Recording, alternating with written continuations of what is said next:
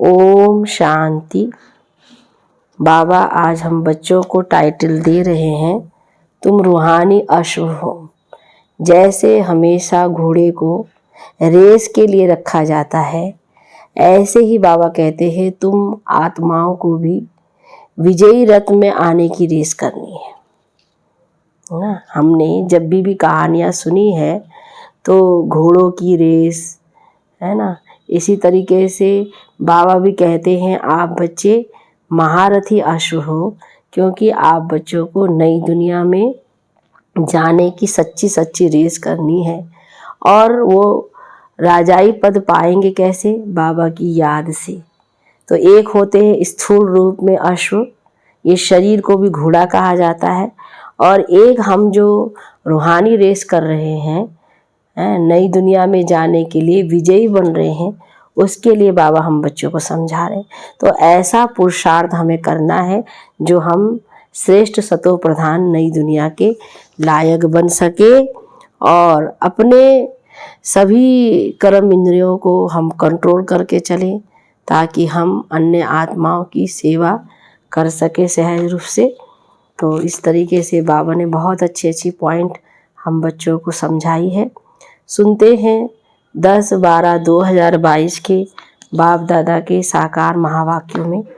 बाबा बोले, मीठे बच्चे तुम रूहानी अश्व हो, तुम्हें विजयी रत्न बनने की रेस करनी है। महारथी अश्व वह जो राजाई पाने की रेस करे। प्रश्न में तुम बच्चों में सतो प्रधान पुरुषार्थी कौन और तमो पुरुषार्थी कौन? उत्तर में सतो प्रधान पुरुषार्थी वह जो रचयिता और रचना को जानकर पुरुषार्थ करते हैं, जिनकी बुद्धि में सृष्टि के आदि मध्य अंत की नॉलेज घूमती रहती है, जिन्हें बाप की याद का शुद्ध अहंकार है।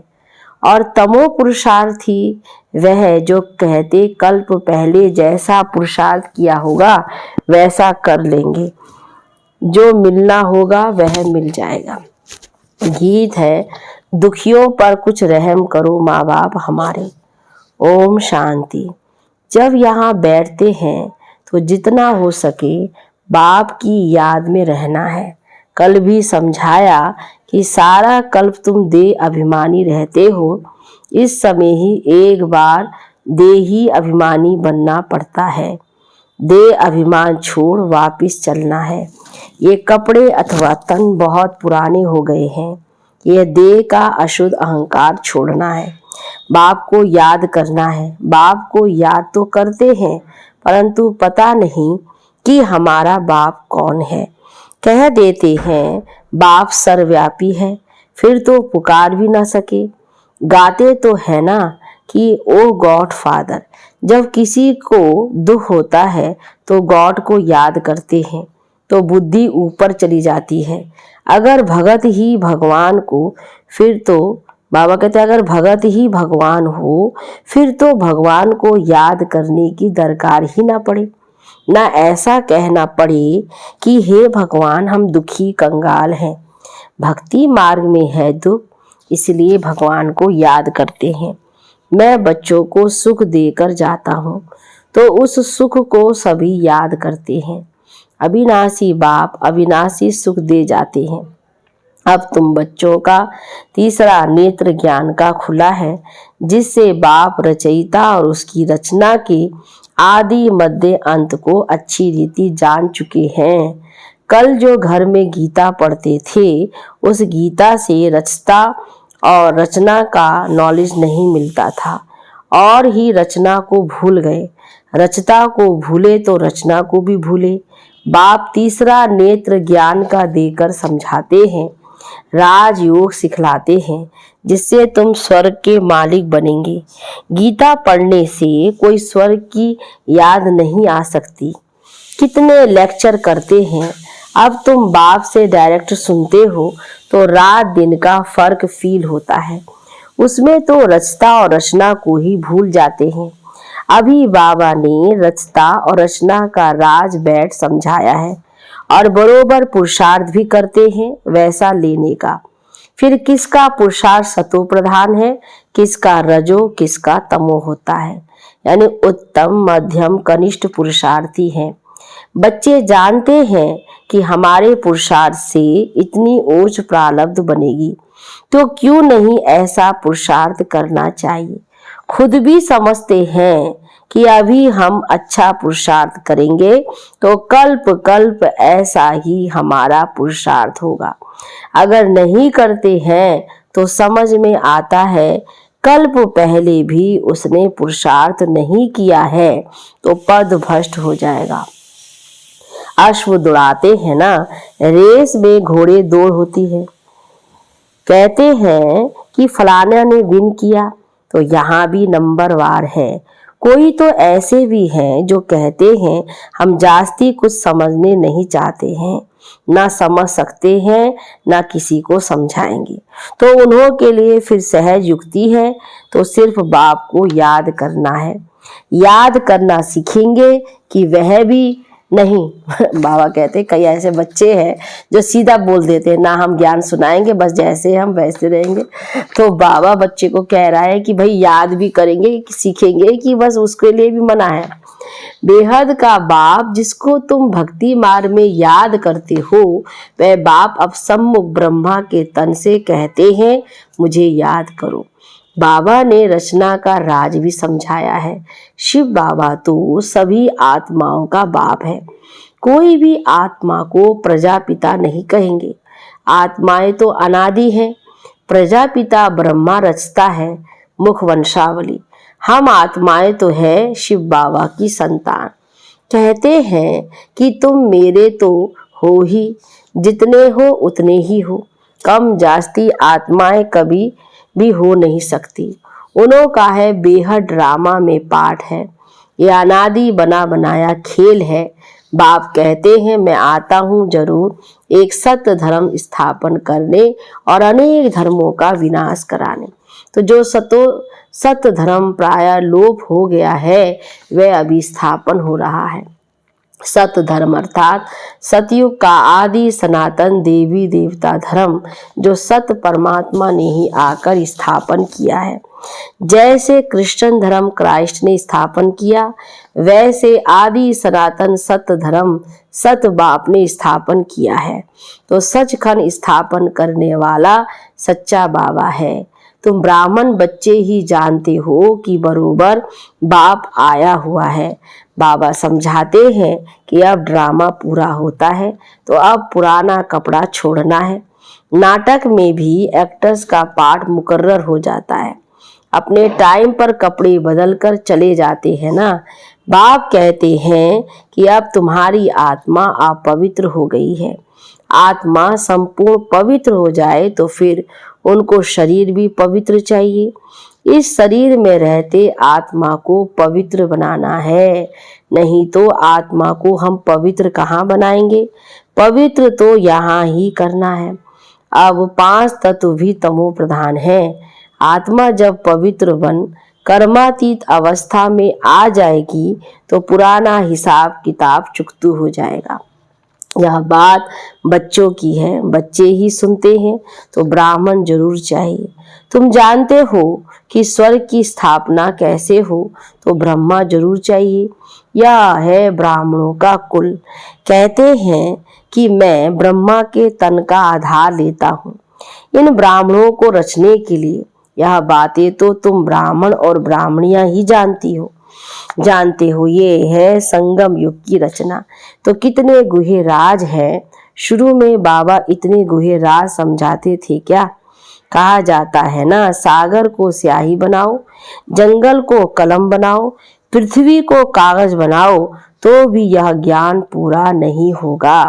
तुम बच्चे सुनते ही रहते हो। यह गुहे बातें भी धारण उन्हों को होगी जिन्हों का पढ़ाई में अटेंशन है। बाप से वर्षा लेने के लिए कमर कसकर खड़े हैं। थोड़ा भी अगर संशय हो गया तो उड़ जाएगा। फिर अचानक किसको तीर लग जाएगा तो एकदम निश्चय बुद्धि हो जाएगा। नए नए टुटके बाबा सुनाते हैं।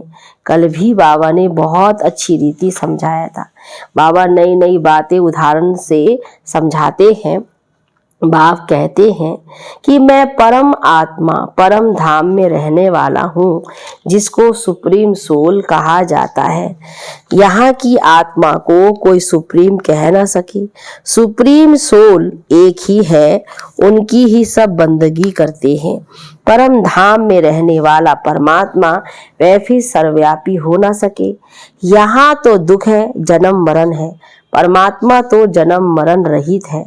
जो महारथी हैं, जिनका पूरा पुरुषार्थ चल रहा है वर्षा लेने का, वह रेस में देखो कैसे दौड़ते हैं। कोई घोड़े नाउम्मीद भी होते हैं, परंतु लास्ट में ऐसे तेज दौड़ते हैं जो सबसे आगे चले जाते हैं। तो यहाँ भी ऐसे है, कोई तो चलते चलते ढीले हो जाते हैं यानी गिर पड़ते हैं, कोई को चोट लग जाती है तो लंगड़े हो पड़ते हैं। यहाँ भी बहुत अच्छे अच्छे नए बच्चे हैं जो पुरानों से बहुत तेज दौड़ रहे हैं। कईयों को पुरुषार्थ करने में ग्रहचारी बैठ जाती है। कोई पर कभी बृहस्पति की दशा बैठती, कभी शुक्र की, कभी शनिचर की, राहु की दशा भी बैठ जाती है। तो कभी फायदा कभी नुकसान होता रहता है। बाबा खुद जानते हैं कि इस बच्चे पर ग्रहचारी है, इस कारण से ग्रहण लगा हुआ है। बाप कहते हैं इसमें पार होकर तीव्र वेगी बन जाओ। जब राहु का ग्रहण लगता है तो 2-3 वर्ष पवित्र है, फिर कर्म इंद्रियों से विकार में चले जाते हैं। तो बाप कहते हैं काम महाशत्रु है, इन पर विजय पानी है। अच्छे अच्छे बच्चों पर भी ग्रहचारी लग जाती है, शादी कर लेते हैं, प्रण भी पहले करते हैं तो हम पवित्र रहेंगे, परंतु गिर पड़ते हैं। कभी श्रीमत पर चलते, कभी फिर उल्टी मत पर चल पड़ते हैं। बाबा बच्चों को अच्छी रीति जानते हैं। बाबा को कहते कि बाबा हमारी अब रेस चल रही है। बाप कहते हैं कि खबरदार रहना, क्योंकि रेस हॉर्स मतलब घोड़ों की दौड़ है ना। देखो बच्चे, पुरुषार्थ 21 जन्मों का सुख मिलता है। यह बाबा कहते ऐसा पुरुषार्थ करते जो बच्चे भविष्य 21 जन्मों का सुख में मिलता है। ये कोई कम बात है। भूल करने से फिर भविष्य सभी जन्मों पर ग्रहचारी अथवा गोभी मना घाटा लग जाता है। इसलिए बाबा कहते हैं कि श्रीमत पर पूरा पुरुषार्थ करो। बाबा तो पहले से ही बता देते हैं, जितना रुस्तम यानी पहलवान बनेंगे, ज्ञान योग में तीखे होंगे, उतना माया के तूफान भी जोर से आएंगे। यानी खबरदार रहना, कर्म इंद्रियों द्वारा विकर्म कर पाप आत्मा नहीं बनना है। तुम हो ईश्वरीय औलाद तो बहुत रॉयल बनना है। लक्ष्मी नारायण को देखो कितने रॉयल हैं। वे संस्कार अभी भरने हैं, क्योंकि इस समय तुम ईश्वरीय औलाद कहलाते हो। मान तुम्हारा अभी है। बलिहारी तो इस एक जन्म की माननी चाहिए, बाकी तो 84 जन्म ले पतित बनते ही आए हो। जब तक बाबा ना आए तब तक यह मनुष्य सृष्टि झाड़ जर्जरी भूत तमो प्रधान होना ही है ना। इन लक्ष्मी नारायण को भी विश्व का मालिक उस मालिक ने बनाया। सोमनाथ का मंदिर भी बहुत नामी ग्रामी है। शिव बाबा ने धन दिया है, इसलिए उनके मंदिर में भी बहुत धन लगाया। पुजारी भी जब बनते हैं तो भी कितना धन रहता है। जो इतने मंदिर बनाए हैं तो पूज्य पने में भी कितना ना धन होगा। अभी तो है प्रजा का प्रजा पर राज्य, कुछ है नहीं। ब्रह्मा की रात है ना, फिर ब्रह्मा का दिन होता है तो स्वर्ग बन जाएगा, हीरे जवाहरों के महल बन जाएंगे। भला इतना सोना आएगा कहाँ से? वहाँ सोना तो मिट्टी मिसल होता है। दिखलाते हैं कि पहाड़ों में गरमाइश होती है तो फूटते हैं, खानियों से ही सोना निकलता है ना। सोने की ईंटें बनाते होंगे जैसे माया मच्छंदर के खेल में दिखाते हैं, तो उसने सूक्ष्म वतन में सोने की ईंटें देखी, समझा ले जाएंगे, है ना। मन में आया कि ले जाएंगे, फिर आंख खुली तो कुछ नहीं देखा। यहाँ भी बच्चे दिव्य दृष्टि में सोने के महल देखकर आते हैं। बच्चों ने गीत तो सुना, दुखियों पर कुछ रहम करो, माँ बाप हमारे, बाप का नाम है ही ब्लिसफुल। ऐसे नहीं कि वह सभी में विराजमान है। माया ने बुद्धि को बिल्कुल ही ताला लगा दिया है। बाप कहते हैं मेरे सिवाय ये ताला कोई खोल नहीं सकता। मतलब नंबरवार ताला उन्हों का ही खुलता जिनका कल पहले खुला है। उन्हों के पुरुषार्थ से समझ सकते हैं कि यह अच्छी सर्विस करते हैं। परमपिता परमात्मा ने जरूर कोई शरीर धारण किया होगा। उनकी पहली रचना है ब्रह्मा। ब्रह्मा के मुख द्वारा ब्राह्मण रचे, तो ब्राह्मण है चोटी। जगत अम्बा ब्राह्मणी है, ब्रह्मा ब्राह्मण है। शक्ति सेना ब्राह्मण ब्राह्मणी है। बाप कहते हैं मैं ही नॉलेजफुल हूँ, मेरा भी ड्रामा में पार्ट है। मैं ही आकर तुमको रचता और रचना का राज समझाता हूँ। यहाँ तो बाप, टीचर, सदगुरु एक ही है। तीनों ही कर्म इकट्ठे करते हैं। सदगुरु साथ भी ले जाएंगे, यह गारंटी है। बाप सभी को सुख शांति देता है। बाप के तो सभी बच्चे हैं, ऐसे थोड़ी ही कि कोई को दे कोई को ना दे। बाप तो सभी को माया की जंजीरों से छुड़ाने वाला है, इसलिए सब उनको याद करते हैं, स्वर्ग की स्थापना करते हैं, बाकी सबको मुक्ति में भेज देते हैं। यह तो बाप का ही काम है। अच्छा, मीठे मीठे सिकी लदे बच्चों प्रति मात पिता बाप दादा का याद प्यार और गुड मॉर्निंग। रूहानी बाप की रूहानी बच्चों को नमस्ते। रूहानी बच्चों की रूहानी बाप दादा को गुड मॉर्निंग। नमस्ते बाबा, नमस्ते। धारणा के लिए मुख्य सार पहली पॉइंट में है, कोई भी विकर्म इन कर्म इंद्रियों द्वारा नहीं करना है। संस्कारों को रॉयल बनाना है। माया के तूफानों से डरना नहीं है। ज्ञान योग में तीखा बनना है। दूसरी पॉइंट में, श्रीमत पर कोई भी ग्रहचारी को पार कर तीव्र वेगी बनना है।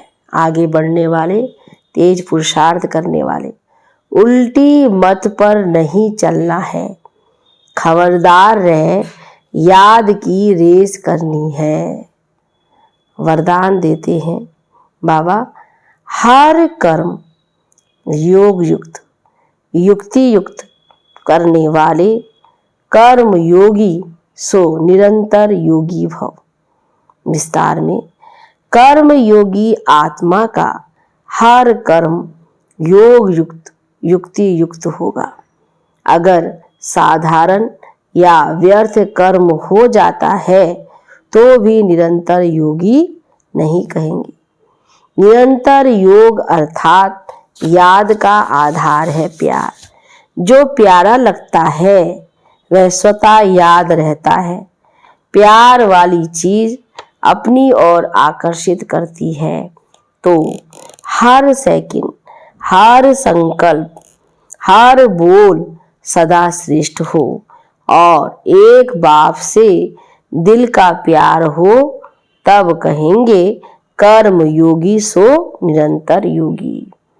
स्लोगन में, मेहनत से छूटना है तो मोहब्बत के झूले में झूलते रहो।